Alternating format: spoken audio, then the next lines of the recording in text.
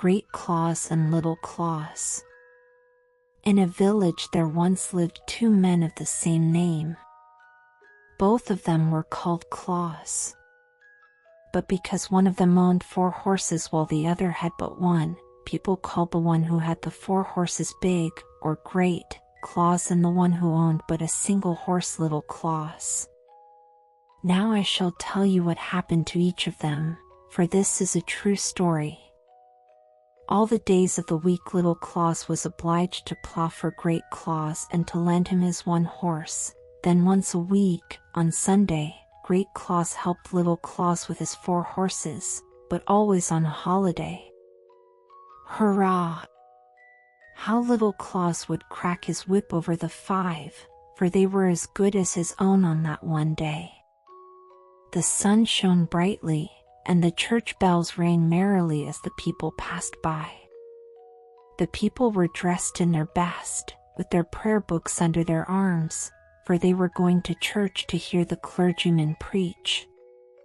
They looked at Little Claus plowing with 5 horses, and he was so proud and merry that he cracked his whip and cried, "Gee up, my fine horses." "You mustn't say that," said Great Claus, "for only one of them is yours." But Little Claus soon forgot what it was that he ought not to say, and when anyone went by he would call out, "Gee up, my fine horses." "I must really beg you not to say that again," said Great Claus as he passed, "for if you do, I shall hit your horse on the head so that he will drop down dead on the spot, and then it will be all over with him."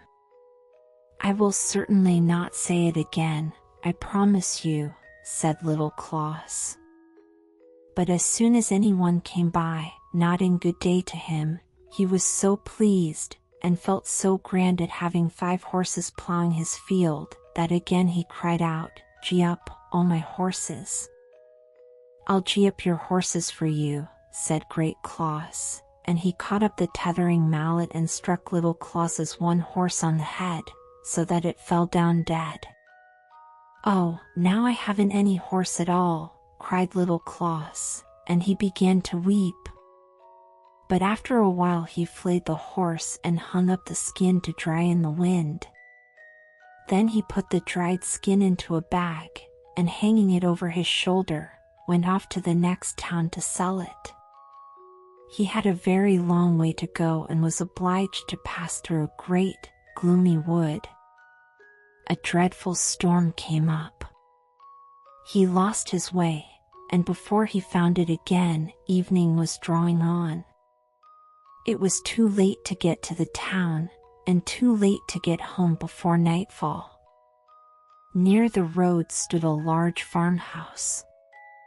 The shutters outside the windows were closed, but lights shone through the crevices and at the top. "They might let me stay here for the night," thought Little Claus. So he went up to the door and knocked.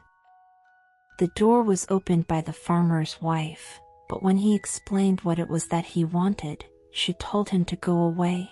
Her husband, she said, was not at home, and she could not let any strangers in. "Then I shall have to lie out here," said Little Claus to himself, as the farmer's wife shut the door in his face. Close to the farmhouse stood a tall haystack, and between it and the house was a small shed with a thatched roof. "I can lie up there," said Little Claus, when he saw the roof. "It will make a capital bed, but I hope the stork won't fly down and bite my legs." A stork was just then standing near his nest on the house roof. So Little Claus climbed onto the roof of the shed and proceeded to make himself comfortable. As he turned round to settle himself, he discovered that the wooden shutters did not reach to the tops of the windows. He could look over them straight into the room, in which a large table was laid with wine, roast meat, and a fine, great fish. The farmer's wife and the sexton were sitting at the table all by themselves, and she was pouring out wine for him, while his fork was in the fish, which he seemed to like the best. "If I could only get some too," thought little Claus, and as he stretched his neck toward the window he spied a large, beautiful cake. Goodness! What a glorious feast they had before them! At that moment someone came riding down the road towards the farm. It was the farmer himself, returning. He was a good man enough, but he had one very singular prejudice. He could not bear the sight of a sexton, and if he came on one he fell into a terrible rage. This was the reason that the sexton had gone to visit the farmer's wife during his absence from home, and that the good wife had put before him the best she had. When they heard the farmer they were frightened, and the woman begged the sexton to creep into a large empty chest which stood in a corner. He did so with all haste, for he well knew how the farmer felt toward a sexton. The woman hid the wine and all the good things in the oven, for if her husband were to see them, he would certainly ask why they had been provided. "Oh dear," sighed little Claus, on the shed roof, as he saw the good things disappear. "Is anyone up there?" asked the farmer, looking up where little Claus was. "What are you doing up there? You had better come with me into the house." Then little Claus told him how he had lost his way, and asked if he might have shelter for the night. "Certainly," replied the farmer, "but the first thing is to have something to eat." The wife received them both in a friendly way, and laid the table, bringing to it a large bowl of porridge. The farmer was hungry and ate with a good appetite. But little Claus could not help thinking of the capital roast meat, fish, and cake, which he knew were hidden in the oven. He had put his sack with the hide in it under the table by his feet, for, we must remember, he was on his way to the town to sell it. He did not relish the porridge, so he trod on the sack and made the dried skin squeak quite loudly. "Hush," said little Claus to his bag, at the same time treading upon it again, to make it squeak much louder than before. "Hollow! What's that you've got in your bag?" asked the farmer.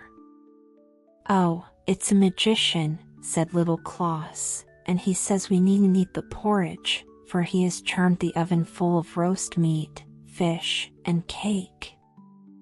"What?" cried the farmer, and he opened the oven with all speed and saw all the nice things the woman had hidden, but which he believed the magician had conjured up for their special benefit. The farmer's wife did not say a word, but set the food before them, and they both made a hearty meal of the fish, the meat, and the cake. Little Claus now trod again upon his sack and made the skin squeak. "What does he say now?" inquired the farmer. "He says," promptly answered little Claus, "that he has conjured up 3 bottles of wine, which are standing in the corner near the stove." So the woman was obliged to bring the wine which she had hidden, and the farmer and little Claus became right merry. Would not the farmer like to have such a conjurer as little Claus carried about in his sack? "Can he conjure up the evil one?" inquired the farmer. "I shouldn't mind seeing him now, when I'm in such a merry mood." "Yes," said little Claus, "he will do anything that I please," and he trod on the bag till it squeaked. You hear him answer, "Yes, only the evil one is so ugly that you had better not see him." "Oh, I'm not afraid." "What will he look like?" "Well, he will show himself to you in the image of a sexton." "Nay, that's bad indeed. You must know that I can't abide a sexton. However, it doesn't matter, for I know he's a demon, and I shan't mind so much. Now my courage is up. Only he mustn't come too close." "I'll ask him about it," said little Claus, putting his ear down as he trod close to the bag. "What does he say?" "He says you can go along and open the chest in the corner, and there you'll see him towering in the dark. But hold the lid tight, so that he doesn't get out." "Will you help me to hold the lid?" asked the farmer, going along to the chest in which his wife had hidden the sexton, who was shivering with fright. The farmer opened the lid a wee little way and peeped in. "Ha!" he cried, springing backward. "I saw him, and he looks exactly like our sexton." It was a shocking sight. They must needs drink after this, and there they sat till far into the night. "You must sell me your conjurer," said the farmer. "Ask anything you like for him." "Nay, I'll give you a bushel of money for him." "No, I can't do that," said little CLAUS. "You must remember how much benefit I can get from such a conjurer." "Oh, but I should so like to have him," said the farmer, and he went on begging for him. "Well," said little CLAUS at last, "since you have been so kind as to give me a night's shelter, I won't say nay. You must give me a bushel of money, only I must have it full to the brim." "You shall have it," said the farmer, "but you must take that chest away with you." "I won't have it in the house an hour longer." You could never know that he might not still be inside. So little CLAUS gave his sack with the dried hide of the horse in it and received a full bushel of money in return, and the measure was full to the brim. The farmer also gave him a large wheelbarrow, with which to take away the chest and the bushel of money. "Goodbye," said little CLAUS, and off he went with his money and the chest with the sexton in it. On the other side of the forest was a wide, deep river, whose current was so strong that it was almost impossible to swim against it. A large, new bridge had just been built over it, and when they came to the middle of the bridge, little CLAUS said in a voice loud enough to be heard by the sexton, "What shall I do with this stupid old chest? It might be full of paving stones, it is so heavy. I am tired of wheeling it. I'll just throw it into the river. If it floats down to my home, well and good, if not, I don't care. It will be no great matter." And he took hold of the chest and lifted it a little, as if he were going to throw it into the river. "No, no. Let be," shouted the sexton. "Let me get out." "Ho," said little CLAUS, pretending to be frightened. "Why, he is still inside. Then I must heave it into the river to drown him." "Oh, no, no, no," shouted the sexton, "I'll give you a whole bushelful of money if you'll let me out." "Oh, that's another matter," said little CLAUS, opening the chest. He pushed the empty chest into the river and then went home with the sexton to get his bushelful of money. He had already had one from the farmer, you know, so now his wheelbarrow was quite full of money. "I got a pretty fair price for that horse, I must admit," said he to himself, when he got home and turned the money out of the wheelbarrow into a heap in the middle of the floor. "What a rage great CLAUS will be in when he discovers how rich I am become through my one horse. But I won't tell him just how it happened." So he sent a boy to great CLAUS to borrow a bushel measure. "What can he want with it?" thought great CLAUS, and he rubbed some tallow on the bottom so that some part of whatever was measured might stick to it. And so it did, for when the measure came back, 3 new silver threepenny bits were sticking to it. "What's this?" said great CLAUS, and he ran off at once to little CLAUS. "Where on earth did you get all this money?" he asked. "Oh, that's for my horse's skin. I sold it yesterday morning." "That was well paid for, indeed," said Great CLAUS. He ran home, took an axe, and hit all his 4 horses on the head. Then he flayed them and carried their skins off to the town. "Hides! Hides! Who'll buy my hides?" he cried through the streets. All the shoemakers and tanners in the town came running up and asked him how much he wanted for his hides. "A bushel of money for each," said Great CLAUS. "Are you mad?" they all said. "Do you think we have money by the bushel? Skins! Skins! Who'll buy them?" he shouted again, and the shoemakers took up their straps, and the tanners their leather aprons, and began to beat Great CLAUS. "Hides! Hides!" they called after him. "Yes, we'll hide you and tan you." "Out of the town with him," they shouted. And Great CLAUS made the best haste he could to get out of the town, for he had never yet been thrashed as he was being thrashed now. "Little CLAUS shall pay for this," he said when he got home. "I'll kill him for it." Little Claus's old grandmother had just died in his house. She had often been harsh and unkind to him, but now that she was dead he felt quite grieved. He took the dead woman and laid her in his warm bed to see if she would not come to life again. He himself intended to sit in a corner all night. He had slept that way before. As he sat there in the night, the door opened and in came Great CLAUS with his axe. He knew where Little Claus's bed stood, and he went straight to it and hit the dead grandmother a blow on the forehead, thinking it was Little Claus. "Just see if you'll make a fool of me again," said he, and then he went home. "What a bad, wicked man he is," said Little Claus. "He was going to kill me. What a good thing that poor grandmother was dead already. He would have taken her life."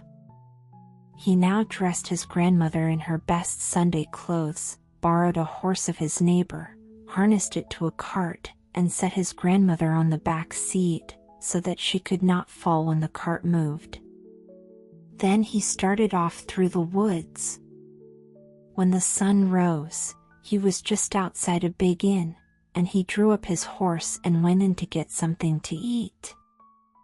The landlord was a very rich man and a very good man, but he was hot-tempered, as if he were made of pepper and snuff. "Good morning," said he to Little Claus. "You have your best clothes on very early this morning." "Yes," said Little Claus, "I'm going to town with my old grandmother. She's sitting out there in the cart. I can't get her to come in. Won't you take her out a glass of beer? You'll have to shout at her. She's very hard of hearing."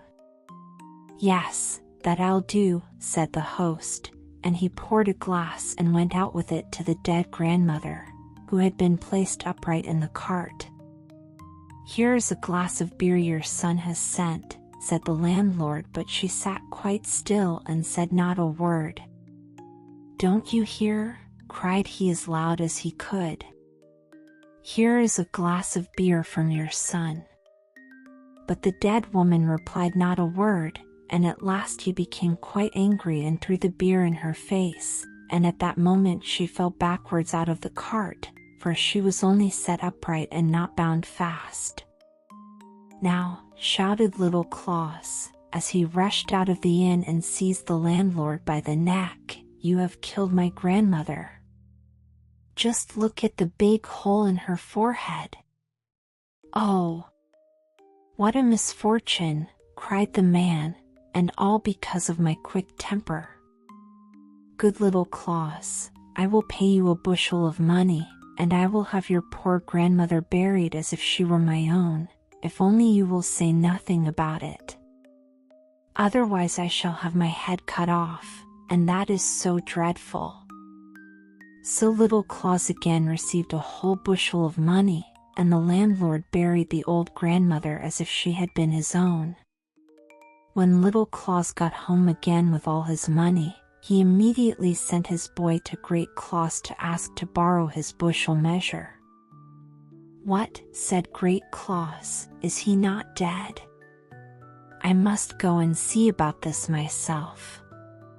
So he took the measure over to Little Claus himself. "I say, where did you get all that money?" asked he, his eyes big and round with amazement at what he saw. "It was grandmother you killed instead of me," said Little Claus. "I have sold her and got a bushel of money for her." "That's being well paid, indeed," said Great Claus, and he hurried home, took an axe and killed his own old grandmother. He then put her in a carriage and drove off to the town where the apothecary lived, and asked him if he would buy a dead person. "Who is it and where did you get him?" asked the apothecary. "It is my grandmother, and I have killed her so as to sell her for a bushel of money." "Heaven preserve us," cried the apothecary. "You talk like a madman. Pray don't say such things, you may lose your head." And he told him earnestly what a horribly wicked thing he had done, and that he deserved punishment. Great Claus was so frightened that he rushed out of the shop, jumped into his cart, whipped up his horse, and galloped home through the wood. The apothecary and all the people who saw him thought he was mad, and so they let him drive away. "You shall be paid for this," said Great Claus, when he got out on the high road. "You shall be paid for this, Little Claus." Directly after he got home, Great Claus took the biggest sack he could find and went over to Little Claus. "You have deceived me again," he said. "First I killed my horses, and then my old grandmother. That is all your fault, but you shall never have the chance to trick me again." And he seized Little Claus around the body and thrust him into the sack. Then he threw the sack over his back, calling out to Little Claus, "Now I'm going to the river to drown you." It was a long way that he had to travel before he came to the river, and Little Claus was not light to carry. The road came close to the church, and the people within were singing beautifully. Great Claus put down his sack, with Little Claus in it, at the church door. He thought it would be a very good thing to go in and hear a psalm before he went further, for Little Claus could not get out. So he went in. "Oh dear! Oh dear!" moaned Little Claus in the sack, and he turned and twisted, but found it impossible to loosen the cord. Then there came by an old drover with snow-white hair and a great staff in his hand. He was driving a whole herd of cows and oxen before him, and they jostled against the sack in which Little Claus was confined, so that it was upset. "Oh dear," again sighed Little Claus, "I'm so young to be going directly to the kingdom of heaven." "And I, poor fellow," said the drover, "am so old already, and cannot get there yet." "Open the sack," cried Little Claus, "and creep into it in my place, and you'll be there directly." "With all my heart," said the drover, and he untied the sack for Little Claus, who crept out at once. "You must look out for the cattle now," said the old man, as he crept in. Then Little Claus tied it up and went his way, driving the cows and the oxen. In a little while Great Claus came out of the church. He took the sack upon his shoulders and thought as he did so that it had certainly grown lighter since he had put it down, for the old cattle drover was not more than half as heavy as little CLAUS. How light he is to carry now. That must be because I have heard a psalm in the church. He went on to the river, which was both deep and broad, threw the sack containing the old drover into the water, and called after him, thinking it was little CLAUS, "Now lie there. You won't trick me again." He turned to go home, but when he came to the place where there was a crossroad he met little CLAUS driving his cattle. "What's this?" cried he. "Haven't I drowned you?" "Yes," said little CLAUS, "you threw me into the river, half an hour ago." "But where did you get all those fine cattle?" asked great CLAUS. "These beasts are sea cattle," said little CLAUS, "and I thank you heartily for drowning me, for now I'm at the top of the tree. I'm a very rich man, I can tell you. But I was frightened when you threw me into the water huddled up in the sack. I sank to the bottom immediately, but I did not hurt myself, for the grass is beautifully soft down there. I fell upon it, and the sack was opened, and the most beautiful maiden in snow-white garments and a green wreath upon her hair took me by the hand, and said to me, 'Have you come, little CLAUS? Here are cattle for you, and a mile further up the road there is another herd.' Then I saw that she meant the river and that it was the highway for the sea folk. Down at the bottom of it they walked directly from the sea, straight into the land where the river ends. Lovely flowers and beautiful fresh grass were there. The fishes which swam there glided about me like birds in the air. How nice the people were, and what fine herds of cattle there were, pasturing on the mounds and about the ditches." "But why did you come up so quickly then?" asked great CLAUS. "I shouldn't have done that if it was so fine down there." "Why, that was just my cunning. You know, I told you that the mermaid said there was a whole herd of cattle for me a mile further up the stream. Well, you see, I know how the river bends this way and that, and how long a distance it would have been to go that way. If you can come up on the land and take the short cuts, driving across fields and down to the river again, you save almost half a mile and get the cattle much sooner." "Oh, you are a fortunate man," cried great CLAUS. "Do you think I could get some sea cattle if I were to go down to the bottom of the river?" "I'm sure you would," said little CLAUS. "But I cannot carry you. If you will walk to the river and creep into a sack yourself, I will help you into the water with a great deal of pleasure." "Thanks," said great CLAUS. "But if I do not find sea cattle there, I shall beat you soundly, you may be sure." "Oh, do not be so hard on me." And so they went together to the river. When the cows and oxen saw the water, they ran to it as fast as they could. "See how they hurry," cried little CLAUS. "They want to get back to the bottom again." "Yes, but help me first or I'll thrash you," said great CLAUS. He then crept into a big sack, which had been lying across the back of one of the cows. "Put a big stone in or I'm afraid I shan't sink." "Oh, that'll be all right," said little CLAUS, but he put a big stone into the sack and gave it a push. Plump! And there lay great CLAUS in the river. He sank at once to the bottom. "I'm afraid he won't find the cattle," said little CLAUS. Then he drove homeward with his herd. The Metal Pig. In the city of Florence, not far from the Piazza del Granduca, runs a little cross street called Porta Rosa. In this street, just in front of the marketplace where vegetables are sold, stands a pig, made of brass and curiously formed. The color has been changed by age to dark green, but clear, fresh water pours from the snout, which shines as if it had been polished, and so indeed it has, for hundreds of poor people and children seize it in their hands as they place their mouths close to the mouth of the animal to drink. It is quite a picture to see a half-naked boy clasping the well-formed creature by the head as he presses his rosy lips against its jaws.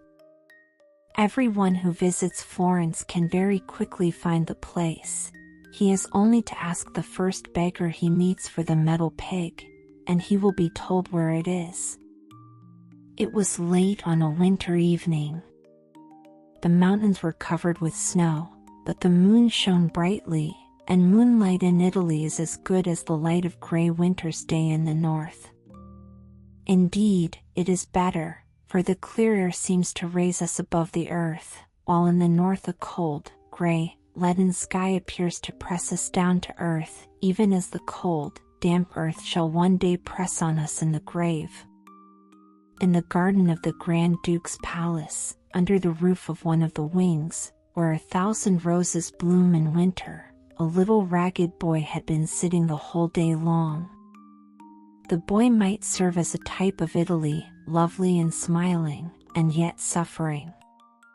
He was hungry and thirsty, but no one gave him anything, and when it became dark and they were about to close the gardens, the porter turned him out. A long time he stood musing on the bridge which crosses the Arno and looking at the glittering stars that were reflected in the water which flowed between him and the wonderful marble bridge della Trinita. He then walked away towards the metal pig, half knelt down, clasped it with his arms, and, putting his mouth to the shining snout, drank deep draughts of the fresh water. Close by lay a few salad leaves and 2 chestnuts, which were to serve for his supper. No one was in the street but himself. It belonged only to him. He boldly seated himself on the pig's back, leaned forward so that his curly head could rest on the head of the animal, and, before he was aware, fell asleep. It was midnight. The metal pig raised himself gently, and the boy heard him say quite distinctly, "Hold tight, little boy, for I am going to run," and away he started for a most wonderful ride. First they arrived at the Piazza del Granduca, and the metal horse which bears the Duke's statue neighed aloud. The painted coats of arms on the old council house shone like transparent pictures, and Michelangelo's David swung his sling. It was as if everything had life. The metallic groups of figures, among which were Perseus and the Rape of the Sabines, looked like living persons, and cries of terror sounded from them all across the noble square. By the Palazzo degli Uffizi, in the arcade where the nobility assembled for the carnival, the metal pig stopped. "Hold fast," said the animal, "hold fast, for I am going upstairs." The little boy said not a word. He was half pleased and half afraid. They entered a long gallery, where the boy had been before. The walls were resplendent with paintings, and here and there stood statues and busts, all in a clear light as if it were day. The grandest sight appeared when the door of a side room opened. The little boy could remember what beautiful things he had seen there, but tonight everything shone in its brightest colors. Here stood the figure of a beautiful woman, as radiantly beautiful as nature and the art of one of the great masters could make her. Her graceful limbs appeared to move, dolphins sprang at her feet, and immortality shone from her eyes. The world called her the Venus de Medici. By her side were statues of stone, in which the spirit of life breathed, figures of men, one of whom whetted his sword and was named the Grinder, fighting gladiators, for whom the sword had been sharpened, and who strove for the goddess of beauty. The boy was dazzled by so much glitter, for the walls were gleaming with bright colors. Life and movement were in everything. As they passed from hall to hall, beauty showed itself in whatever they saw, and, as the metal pig went step by step from one picture to another, the little boy could see it all plainly. One glory eclipsed another, yet there was one picture that fixed itself on the little boy's memory more especially, because of the happy children it represented, for these the little boy had seen in daylight. Many pass this picture with indifference, and yet it contains a treasure of poetic feeling. It represents Christ descending into Hades. It is not those who are lost that one sees, but the heathen of olden times. The Florentine Angiolo Bronzino painted this picture. Most beautiful is the expression on the faces of two children who appear to have full confidence that they shall reach heaven at last. They are embracing each other, and one little one stretches out his hand towards another who stands below them, and points to himself as if he were saying, "I am going to heaven." The older people stand as if uncertain yet hopeful, and bow in humble adoration to the Lord Jesus. On this picture the boy's eyes rested longer than on any other, and the metal pig stood still before it. A low sigh was heard. Did it come from the picture or from the animal? The boy raised his hands toward the smiling children, and then the pig ran off with him through the open vestibule. thank you, you beautiful animal," said the little boy, caressing the metal pig as it ran down the steps. "Thanks to yourself also," replied the metal pig. "I have helped you and you have helped me, for it is only when I have an innocent child on my back that I receive the power to run. Yes, as you see, I can even venture under the rays of the lamp in front of the picture of the Madonna, but I must not enter the church. Still, from without, and while you are upon my back, I may look in through the open door. Do not get down yet, for if you do, then I shall be lifeless, as you have seen me in the daytime in the Porta Rosa." "I will stay with you, my dear creature," said the little boy. So they went on at a rapid pace through the streets of Florence, till they came to the square before the church of Santa Croce. The folding doors flew open, and light streamed from the altar, through the church, into the deserted square. A wonderful blaze of light streamed from one of the monuments in the left aisle, and 1,000 moving stars formed a kind of glory round it. Even the coat of arms on the tombstone shone, and a red ladder on a blue field gleamed like fire. It was the grave of Galileo. The monument is unadorned, but the red ladder is an emblem of art, signifying that the way to glory leads up a shining ladder, on which the great prophets rise to heaven like Elijah of old. In the right aisle of the church every statue on the richly carved sarcophagi seemed endowed with life. Here stood Michelangelo, there Dante, with the laurel wreath around his brow, Alfieri and Machiavelli, for here, side by side, rest the great men, the pride of Italy. The church itself is very beautiful, even more beautiful than the marble cathedral at Florence, though not so large. It seemed as if the carved vestments stirred, and as if the marble figures which they covered raised their heads higher to gaze upon the brightly colored, glowing altar, where the white-robed boys swung the golden censers amid music and song, and the strong fragrance of incense filled the church and streamed forth into the square. The boy stretched out his hands toward the light, and at the same moment the metal pig started again, so rapidly that he was obliged to cling tightly to him. The wind whistled in his ears. He heard the church door creak on its hinges as it closed, and it seemed to him as if he had lost his senses. Then a cold shudder passed over him, and he awoke. It was morning. The metal peg stood in its old place on the Porta Rosa, and the boy found that he had nearly slipped off its back. Fear and trembling came upon him as he thought of his mother. She had sent him out the day before to get some money, but he had not been able to get any, and now he was hungry and thirsty. Once more he clasped the neck of his metal steed, kissed its nose, and nodded farewell to it. Then he wandered away into one of the narrowest streets, where there was scarcely room for a loaded donkey to pass. A great iron-bound door stood ajar, and, passing through, he climbed a brick staircase with dirty walls, and a rope for balustrade, till he came to an open gallery hung with rags.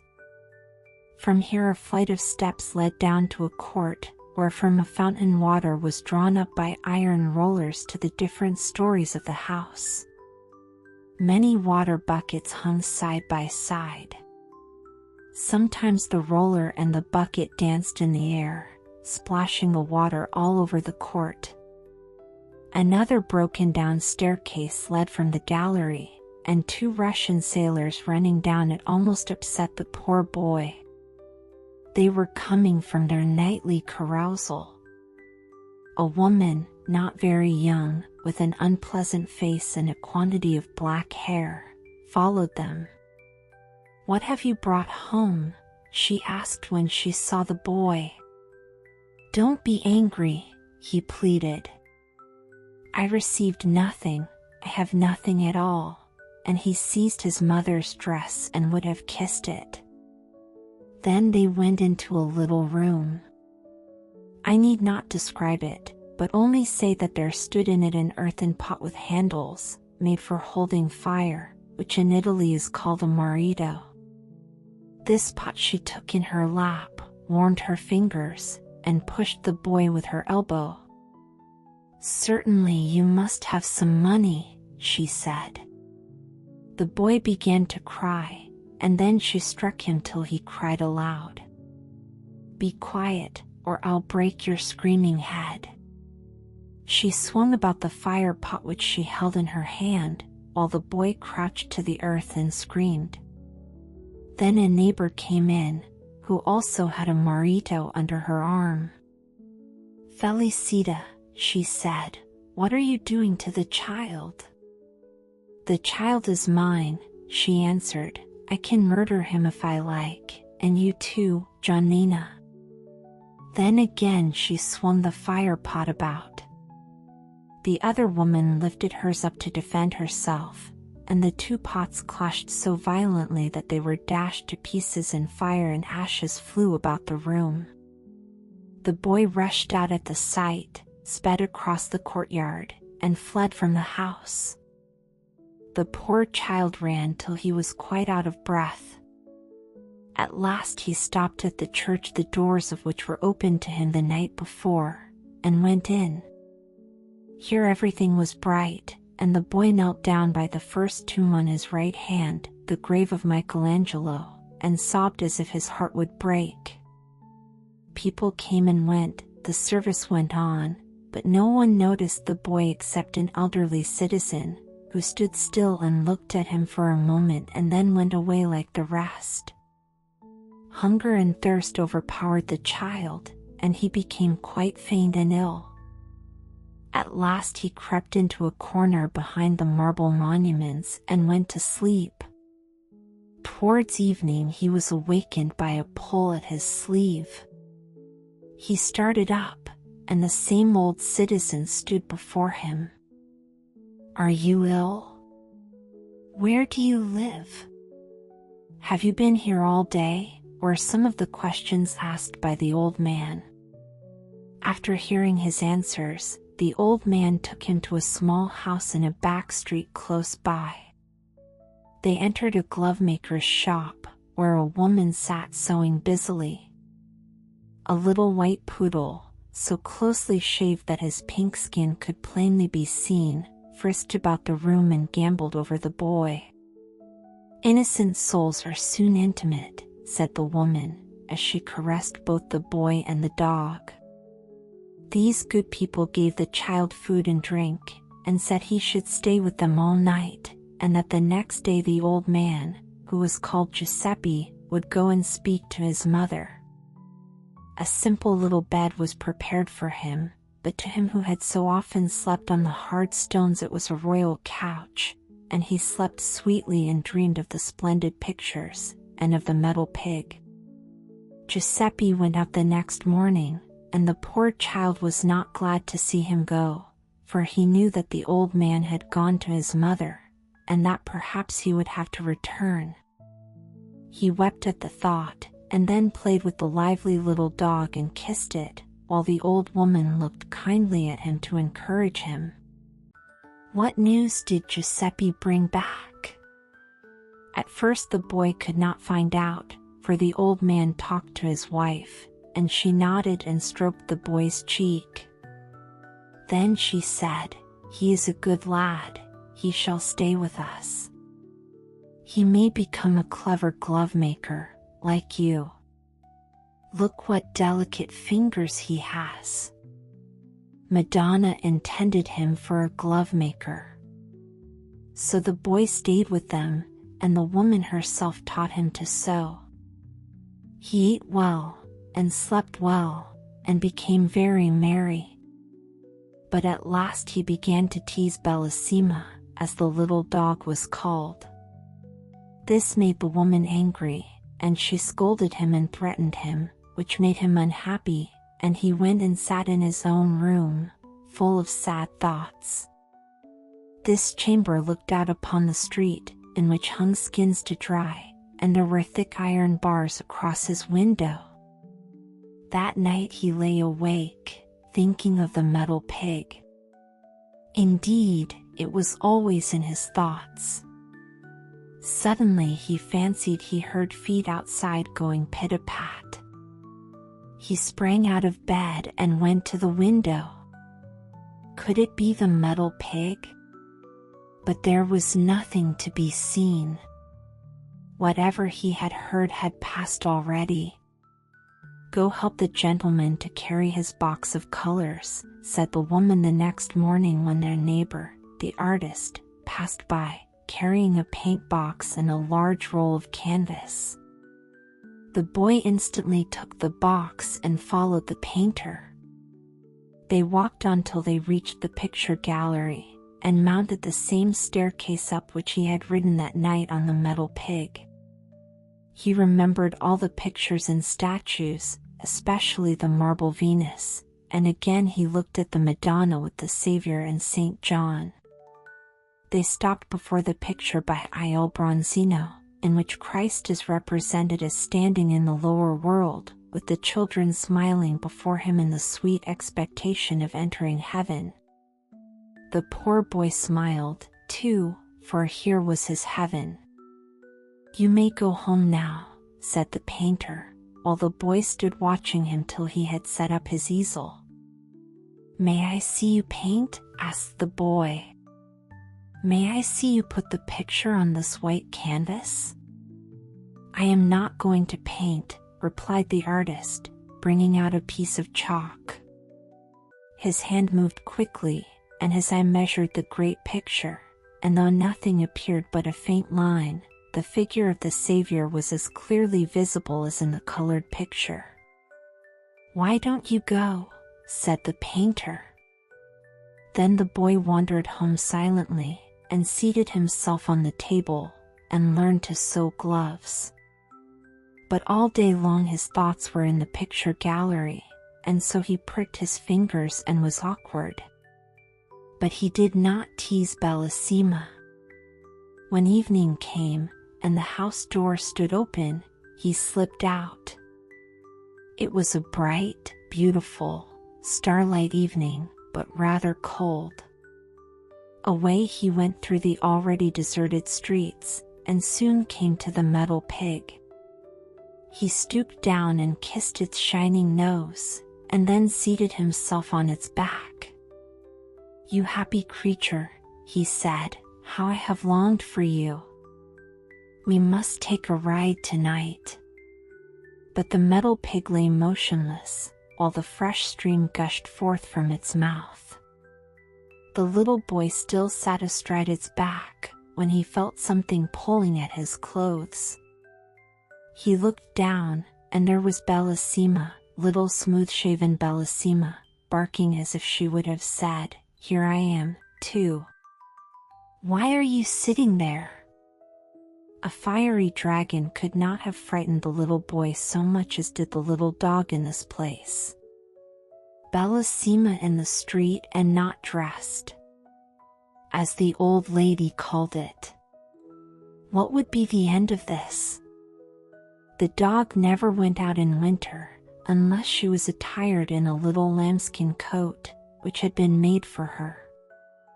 It was fastened round the little dog's neck and body with red ribbons, and decorated with rosettes and little bells. The dog looked almost like a little kid when she was allowed to go out in winter and trot after her mistress. Now, here she was in the cold, and not dressed. Oh, how would it end? All his fancies were quickly put to flight, yet he kissed the metal pig once more, and then took Bellissima in his arms.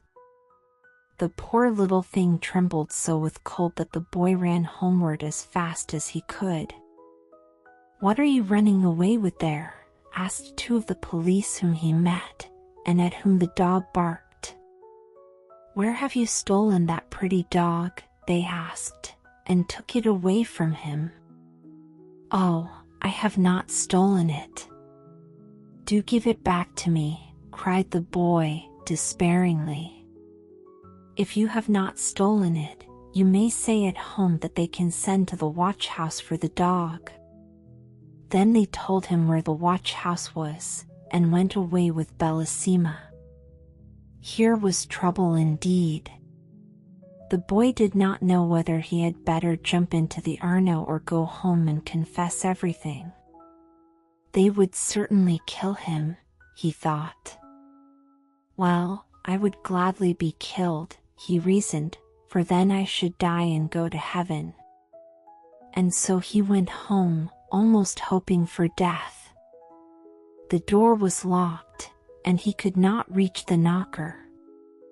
No one was in the street, so he took up a stone and with it made a tremendous noise at the door. "Who is there?" asked somebody from within. "It is I," said he. "Bellissima is gone. Open the door, and then kill me." Then, indeed, there was a great panic, for Madame was so very fond of Bellissima. She immediately looked at the wall where the dog's dress usually hung, and there was the little lambskin. "Bellissima in the watch house," she cried. "You bad boy! How did you entice her out?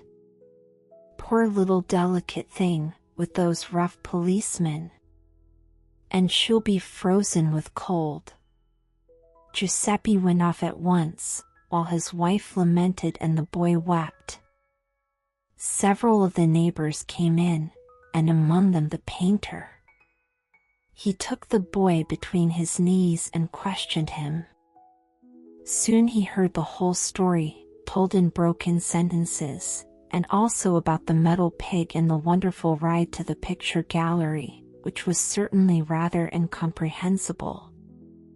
The painter, however, consoled the little fellow, and tried to soften the woman's anger, but she would not be pacified till her husband returned from the police with Bellissima.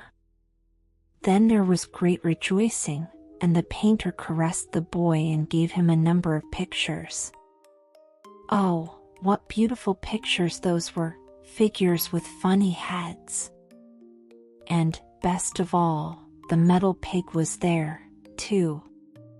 Nothing could be more delightful. By means of a few strokes it was made to appear on the paper, and even the house that stood behind it had been sketched. Oh, if he could only draw and paint! He who could do this could conjure all the world before him. The first leisure moment during the next day, the boy got a pencil, and on the back of one of the other drawings he attempted to copy the drawing of the metal pig, and he succeeded. Certainly it was rather crooked, rather up and down, one leg thick, and another thin. Still it was like the copy, and he was overjoyed at what he had done. The pencil would not go quite as it ought, he had found, but the next day he tried again. A second pig was drawn by the side of the first, and this looked 100 times better. The third attempt was so good that everybody could see what it was meant to represent. And now the glove-making went on but slowly. The orders given by the shops in the town were not finished quickly, for the metal pig had taught the boy that all objects may be drawn upon paper, and Florence is a picture book in itself for anyone who chooses to turn over its pages. On the Piazza della Trinita stands a slender pillar, and upon it is the goddess of justice blindfolded, with her scales in her hand. She was soon represented on paper, and it was the glovemaker's boy who placed her there. His collection of pictures increased, but as yet they were only copies of lifeless objects, when one day Bellissima came gambolling before him. "Stand still," cried he, "and I will draw you beautifully, to put in my collection." Bellissima would not stand still, so she must be bound fast in one position. He tied her head and tail, but she barked and jumped and so pulled and tightened the string that she was nearly strangled. And just then her mistress walked in. "You wicked boy!" The poor little creature was all she could utter. She pushed the boy from her, thrust him away with her foot, called him a most ungrateful, good-for-nothing, wicked boy, and forbade him to enter her house again. Then she wept, and kissed her little half-strangled Bellissima. At this moment the painter entered the room, and here is the turning point of the story. In the year 1834 there was an exhibition in the Academy of Arts at Florence. Two pictures, placed side by side, attracted many people. The smaller of the two represented a little boy sitting at a table drawing. Before him was a little white poodle, curiously shaven, but as the animal would not stand still, its head and tail had been fastened with a string, to keep it in one position. The truthfulness and life in this picture interested everyone. The painter was said to be a young Florentine, who had been found in the streets when a child by an old glovemaker, who had brought him up. The boy had taught himself to draw. It was also said that a young artist, now famous, had discovered this talent in the child just as he was about to be sent away for having tied up Madame's favorite little dog to use as a model. The glovemaker's boy had become a really great painter, as the picture proved, but the larger picture by its side was a still greater proof of his talent. It represented a handsome boy asleep, clothed in rags and leaning against the metal pig, in the street of the Porta Rosa. All the spectators knew the spot well. The child's arms were round the neck of the pig, and he was in a deep sleep. The lamp before the picture of the Madonna threw a strong light on the pale, delicate face of the child. It was a beautiful picture. A large gilt frame surrounded it, and on one corner of the frame a laurel wreath had been hung. But a black band, twined unseen among the green leaves, and a streamer of crepe hung down from it, for within the last few days the young artist had died. The Shepherdess and the Chimney Sweep. Have you ever seen an old wooden cabinet, quite worn black with age, and ornamented with all sorts of carved figures and flourishes? Just such a one stood in a certain parlor. It was a legacy from the great-grandmother, and was covered from top to bottom with carved roses and tulips. The most curious flourishes were on it, too, and between them peered forth little stags' heads, with their zigzag antlers. On the door panel had been carved the entire figure of a man, a most ridiculous man to look at, for he grinned, you could not call it smiling or laughing, in the drollest way. Moreover, he had crooked legs, little horns upon his forehead, and a long beard.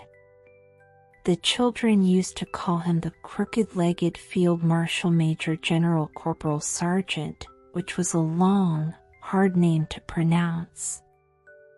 Very few there are, whether in wood or in stone, who could get such a title. Surely to have cut him out in wood was no trifling task. However, there he was. His eyes were always fixed upon the table below, and toward the mirror, for upon this table stood a charming little porcelain shepherdess, her mantle gathered gracefully about her and fastened with a red rose. Her shoes and hat were gilded, and her hand held a shepherd's crook. She was very lovely. Close by her stood a little chimney sweep, also of porcelain. He was as clean and neat as any other figure. Indeed, he might as well have been made a prince as a sweep, since he was only make-believe, for though everywhere else he was as black as a coal, his round, bright face was as fresh and rosy as a girl's.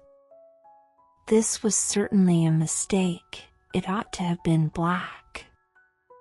There he stood so prettily, with his ladder in his hand, quite close to the shepherdess.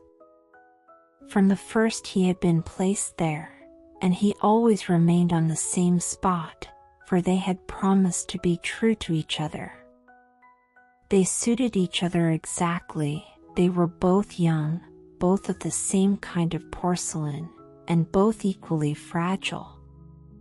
Close to them stood another figure 3 times as large as themselves.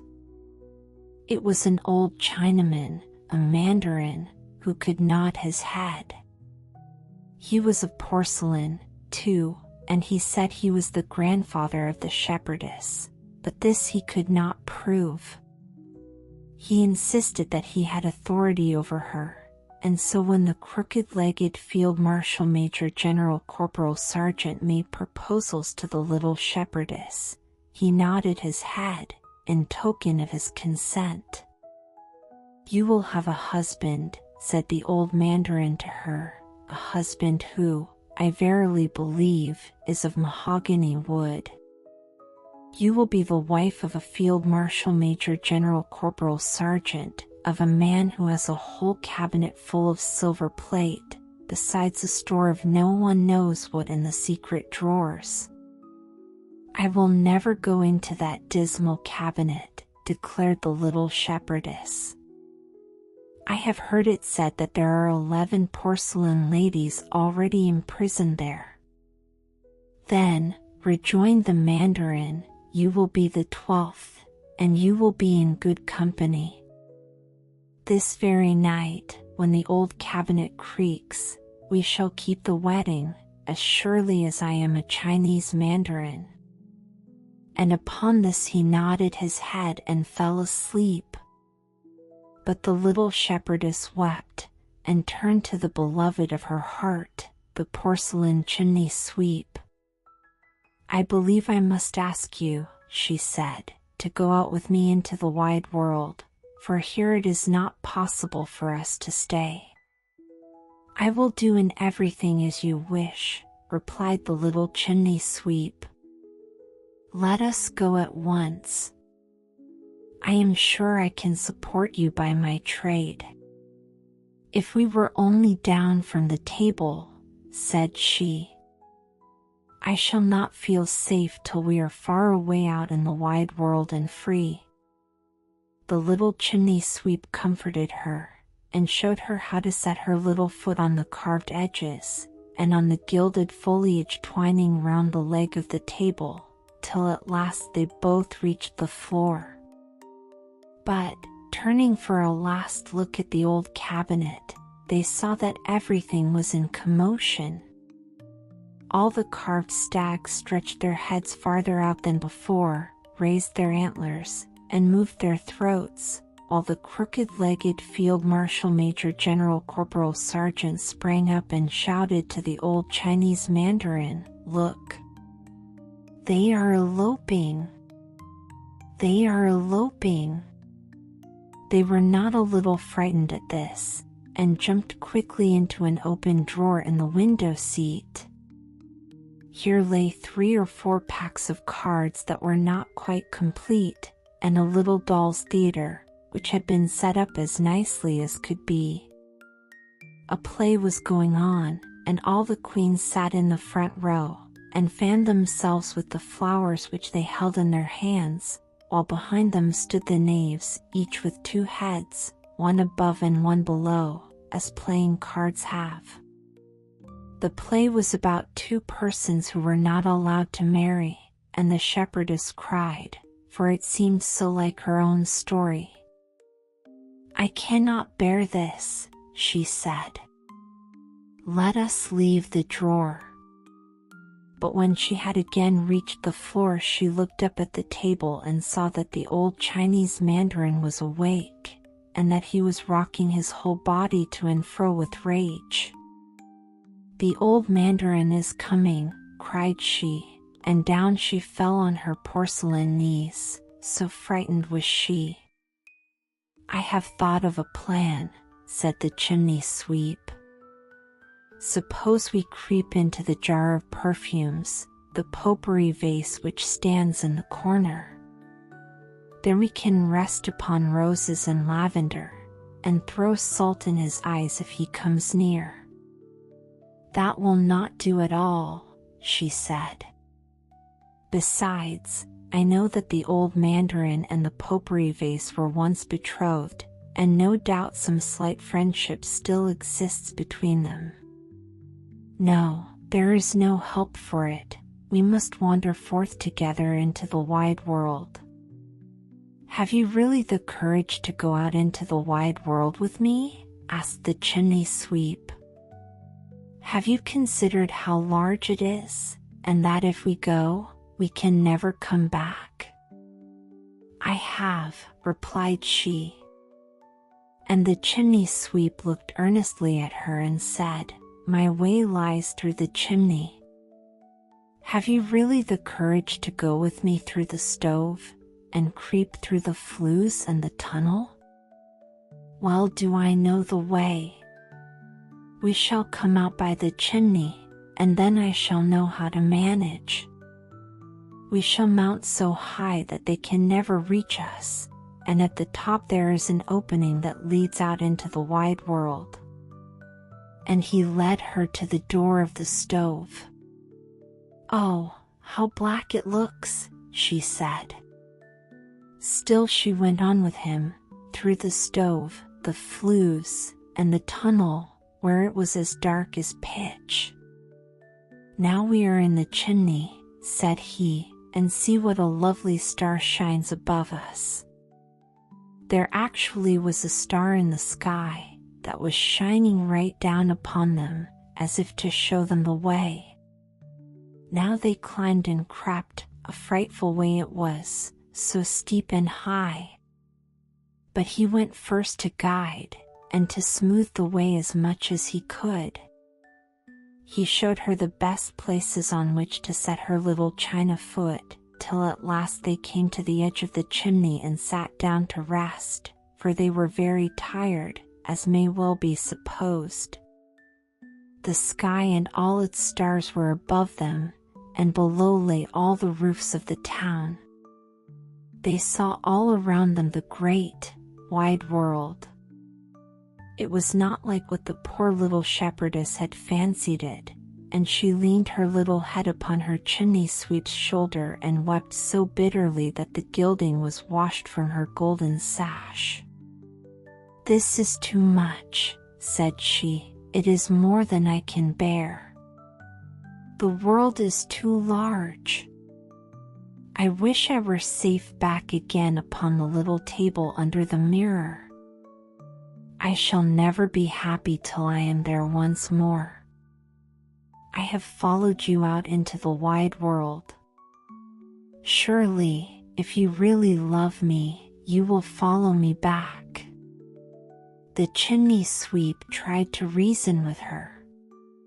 He reminded her of the old mandarin and the crooked-legged Field Marshal Major General Corporal Sergeant, but she wept so bitterly and kissed her little chimney sweep so fondly that he could not do otherwise than as she wished, foolish as it was. So they climbed down the chimney, though with the greatest difficulty, crept through the flues, and into the stove, where they paused to listen behind the door, to discover what might be going on in the room.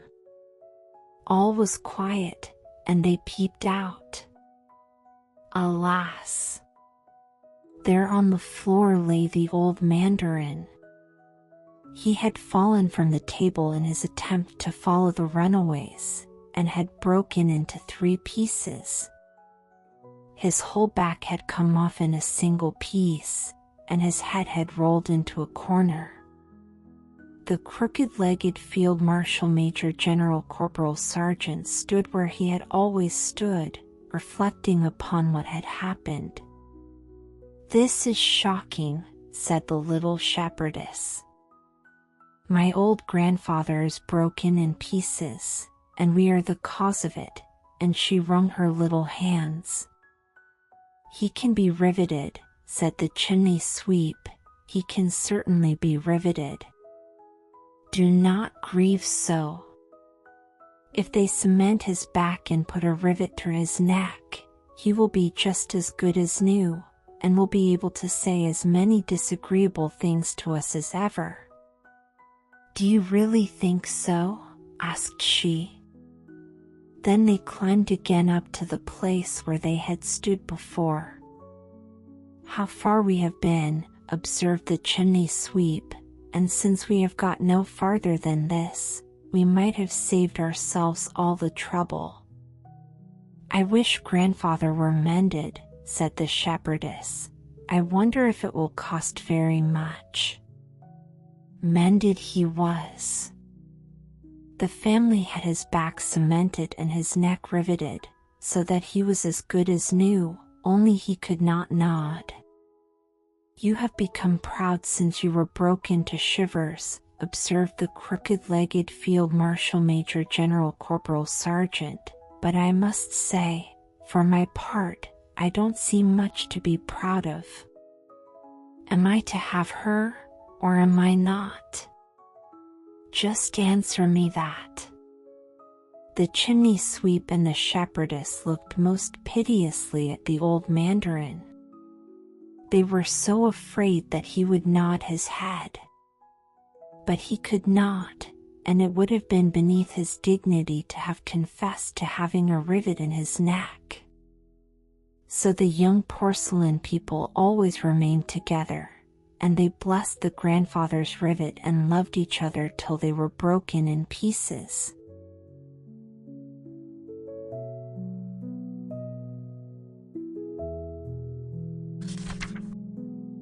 Dear voyagers of the ear, our tale-filled journey has gently unfurled its final chapter. Now, let your body soften into cloud-like mattresses, allow your breath to drift weightlessly into pillows as we set sail upon a thoughtless odyssey of sonic waves. Next, flowing into your senses is brainwave lullaby music. When harmonies bloom, imagine yourself descending into a velvety ocean of starlit skies, each note a sculpted whisper of melatonin. Good night.